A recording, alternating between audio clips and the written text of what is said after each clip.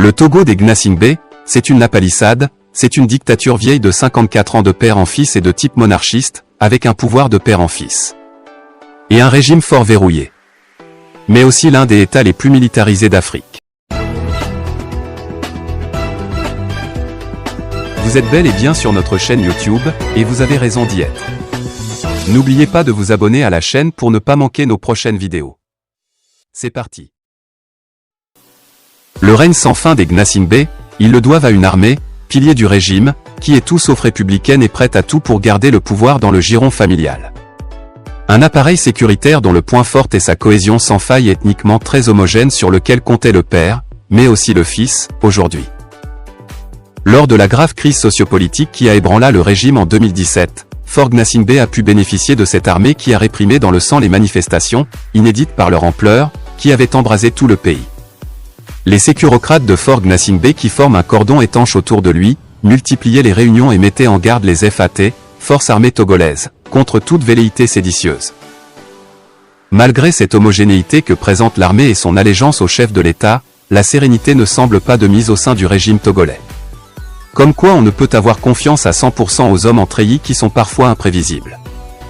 Chaque coup d'État qui intervient dans l'espace CEDEAO entraîne des bouleversements au sein des FAT qui trahissent la nervosité et la fébrilité du pouvoir de Fort Gnassingbé.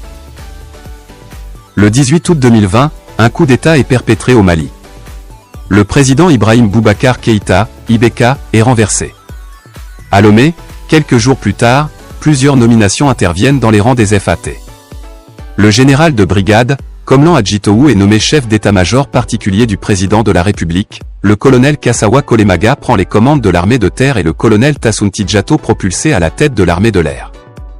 Dans la foulée, le sécurocrate en chef de Fort Gnassingbé, le général Abalo Kadanga, chef d'état-major général des FAT et bras armés du régime, est dégommé, remplacé par le général de brigade Dadja Maganawe.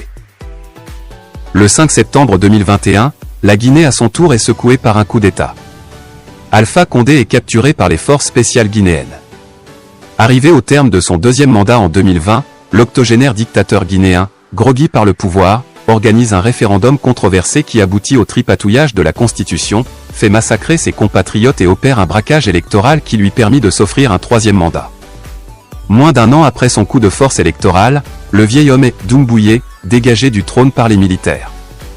La soif inextinguible d'Alpha Condé pour le pouvoir l'aura conduit à sa perte. Un putsch ressenti comme une onde de choc à Lomé. Une semaine après le coup d'État en Guinée, Fort Gnassingbé procéda à une série de nominations au sein des forces armées togolaises, FAT. Le colonel Massina Yotrofei, patron de la gendarmerie nationale et sécurocrate du chef de l'État perd son poste au profit du colonel Kodjo Amana. L'ancien tout-puissant directeur de la gendarmerie devient inspecteur général adjoint des FAT. Quant au général de brigade Komlan Adjitowu, promu un an plus tôt, chef d'état-major particulier de Fort Gnassingbé, il est nommé inspecteur général des FAT. Le dernier coup d'État intervenu au Burkina Faso le 24 janvier 2022 qui a chassé du pouvoir Roch-Marc Christian Kaboré a eu également des répercussions à Lomé. 2 jours seulement après le putsch, le colonel Takounia Dialonim qui commandait le 3e régiment d'infanterie de Temedja perd son poste, remplacé au pied levé par le lieutenant-colonel Ngowaki Kadanga. C'est donc sur ce petit pas d'information que nous allons nous séparer. Partagez la vidéo avec les amis si vous l'avez trouvée intéressante, abonnez-vous à la chaîne si ce n'est pas encore fait et à très bientôt pour de nouvelles vidéos.